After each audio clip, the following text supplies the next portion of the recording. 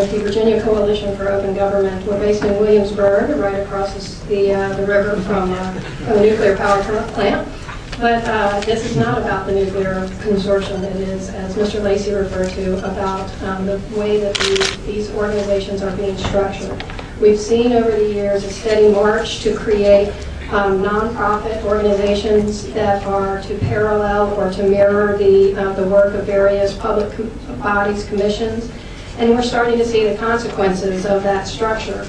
I've been contacted several times, really just in the past 2 months, of citizens' requests for information that are being turned down because the entities are saying that they are not subject to FOIA.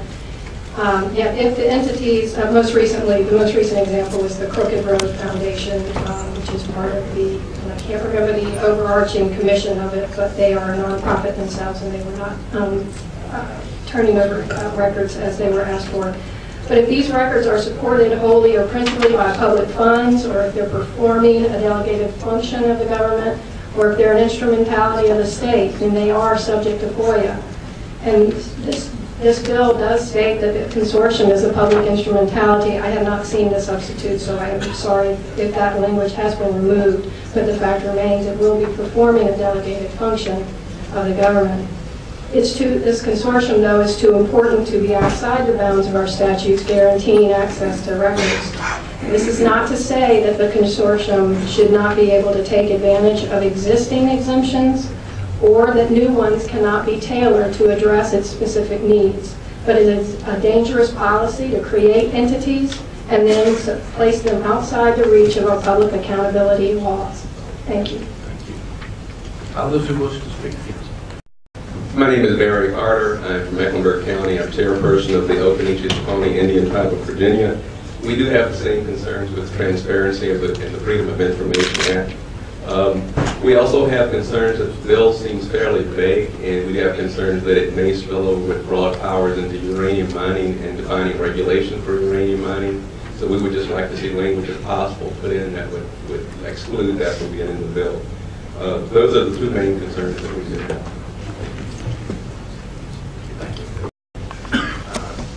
Looked at this bill and I supported it, but I have to tell you I have concerns about excluding it from the FOIA Act entirely.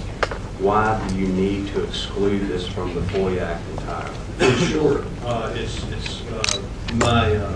What I have been told is it guts the bill, these companies won't come to our meetings. That there are so many opportunities, first off, to report information that comes from these meetings twice a year to the authorities. So that'll be FOIA-able, all the ideas. These are working sessions of private companies for the most part, so universities and scientists and people that are on the leading edge of technology. And they want to be able to discuss things in an open manner that doesn't involve them giving up trade secrets, business practices, antitrust issues, etc. So I think that we have an example, the Virginia Coastal Energy Consortium, that has a very similar approach to non-FOIA-able information in their consortium. And it allows these companies to have conversations among themselves on issues that they don't want the world in general to know about, and many of their competitors to know about. So I think, from what I know, we will bill. Mr. Chairman? One follow-up, Mr. Chairman. Senator Alexander, excuse me. One follow-up. Senator McWhorter, I wonder if the existing exemptions under the Act wouldn't take care of those concerns, though. Existing, what, I'm sorry? Existing exemptions under the Freedom of Information Act wouldn't take care of the concerns. I'm not an expert on that. We could perhaps ask some of the experts to speak about it. A couple things I would say. Number one, serving on the public boards, university boards, etc., is very limited. Often it matters of personnel, contracts, and those kinds of things. So those are very limited exemptions and often don't allow for the free flow of competitive information to be exempted from FOIA. The other thing is that I would say I'm a little dismayed at these people coming up here at the last second, and that's not a reason, I guess, not to deal with this, but when Mr. Lacey says he got with me, it was at 3:53 in an email today. And so this bill has been around the General Assembly for 3 weeks now. It was here, it was heard last week. And I think these concerns are, I'm sure they're valid concerns on their part, they're concerns that are, just pretty much binary, and I don't think we're going to get private participation in this very important process without this ability. And again, I would say these matters are FOIable. There'll be plenty of opportunity to have what comes from the consortium brought into clear light of day, as we would all like to have happen. Kathy, could you talk about the issue perhaps? I just want to remind you, Mr. Chairman and members of the committee, that the whole idea of creating the authority was to allow for a public venue for the non-proprietary activity of the consortium to be displayed to the public and to have public input. When the Coastal Energy Research Consortium was created in 2006, it was just that, a consortium of universities and now some private folks have been added to collaborate to make us more competitive on coastal energy technologies. That's algae to biodiesel, offshore wind, things like that. And they meet all the time. They have a board of directors, they meet, but practically what we're more talking about, what we need to be exempt from the open meeting requirements, is 3 professors and a research person from a major nuclear facility getting together and putting together a grant application for DOE. Every time those 4 people wanted to sit in a room together and work on that grant application, you have to notice it to the public and invite anybody who wanted to come and sit at their desks with them to prepare that, right, who may have a competing grant application also going to the same federal entity, to be there and listen to their discussions and their strategy and all of that. And so the idea is to allow these folks under the consortium to have the ability to get together and to collaborate and to make the Commonwealth more competitive for these competitive grants and other things, but also to have a forum, the authority, where they have to report all of their non-proprietary activity. It says at least twice a year. I can tell you the Offshore Wind Development Authority that was created to solve the problem that we were having with VSERC. Now, VSERC reports its activities to VALDA, the Offshore Wind Development Authority, and they meet almost every month because there's so much activity.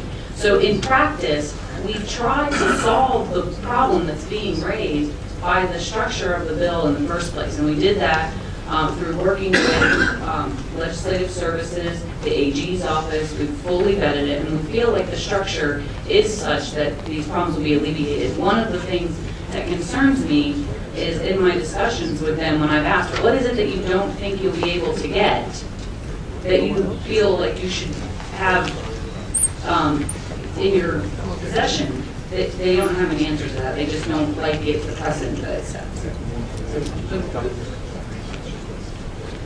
Chairman, Senator Warren, I would not say that the shipyard would not participate.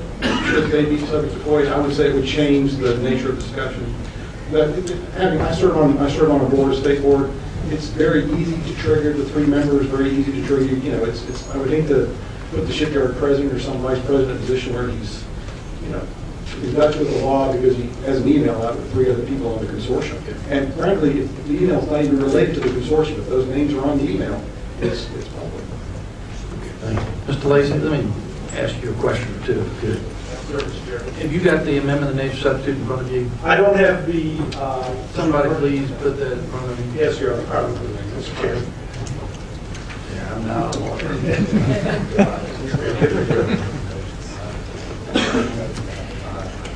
Mr. Lacy, as I go down to the first 3 or 4 pages, actually to the midpoint in page 5, all of that deals with the authority, which it is my understanding is totally FOIA. That's my understanding. That's how I read it. Is that am I in agreement there? All right. Everything about the authority. Yeah. Now, as I pick up the language beginning on line 119, I go down through there, and the only place that I really run into a stumbling block, I think, is I guess in line 126, hearing or where it talks about raising money on behalf of the authority and corporate non-profit and from other non-state sources. Doesn't that pretty much spell out that they're not talking about general fund dollars? Let me say this, Mr. Chairman. That is one example of, or one reference in this bill to months and how it's going to be used. There is, as we alluded to earlier, there's a general reference to public funds may be used. And then if you look, Mr. Chairman, Where are you now? I'm looking at 143 on page 6.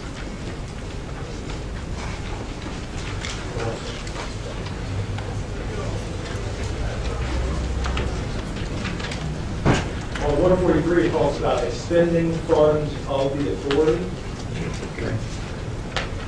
In which case, if you're getting public funds, You've got it in front of me. I'm trying to go through. Oh, I'm sorry. I think where the problems are. okay, that's page 6, line 143. Do you see anything on the balance of page 5 that represents a problem to you as far as that consortium is concerned? No, I mean, other than it generally defines what the consortium does. Yes. All right. We come on down on page 6. And it looks like to me the language in subparagraph E is where you start to get heartburn. Absolutely. And then with the exemption in G, correct? That's right, and there's something I overlooked, Mr. Chairman, I apologize for this. But if you look at subsection F on line 150, it talks about how the consortium is dissolved, all of its assets go up to the authority. So to some extent, your previous question about what happens if the consortium is getting private money, not public money. That private money, if it's dissolved, is going to become public, which is why I think it's a little tedious to distinguish between public funds and private funds when those funds are going to be spent by the consortium on the authority's behalf and potentially going to be the authority's funds.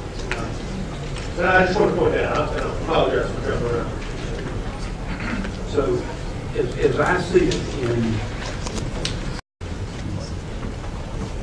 the sources of the funds, correct?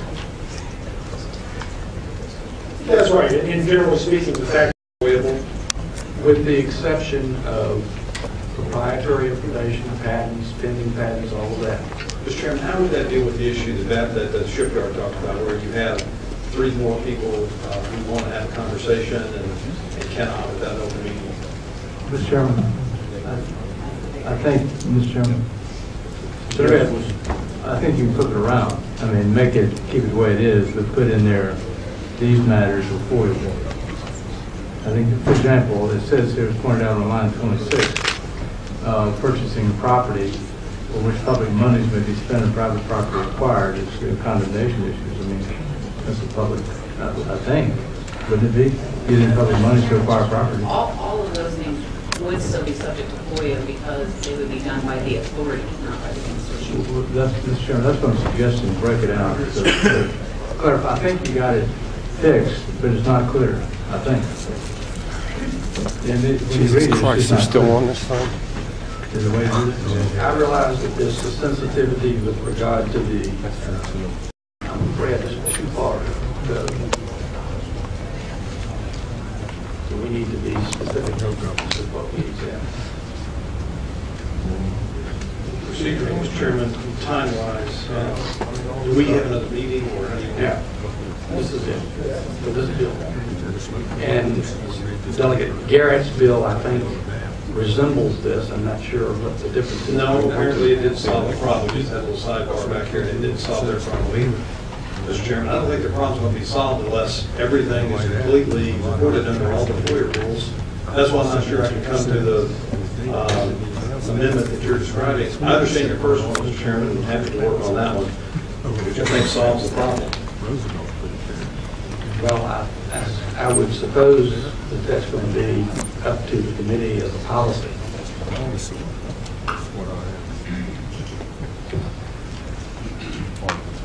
Okay, so we'll try to work on this, Mr. Chairman. Okay. Mr. Chairman, can I ask that the House bill, if there is somewhere that we get back on that? So We're going to hold back on that one.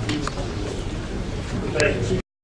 Erica Gray, reporting from the General Assembly in Richmond, Virginia, with Nuclear Free Virginia Richmond chapter. Happy to report it was not voted for. Unhappy not against. It hasn't been tabled. We all need to keep calling our senators and let them know this consortium is nothing more than a big nuclear think tank. We need renewable energy.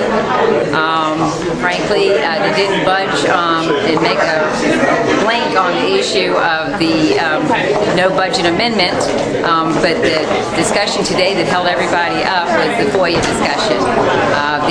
Obviously, the Nuclear Consortium does not want the Freedom of Information Act to really apply to this bill. So everybody, keep it up, all your senators and representatives, and until next time.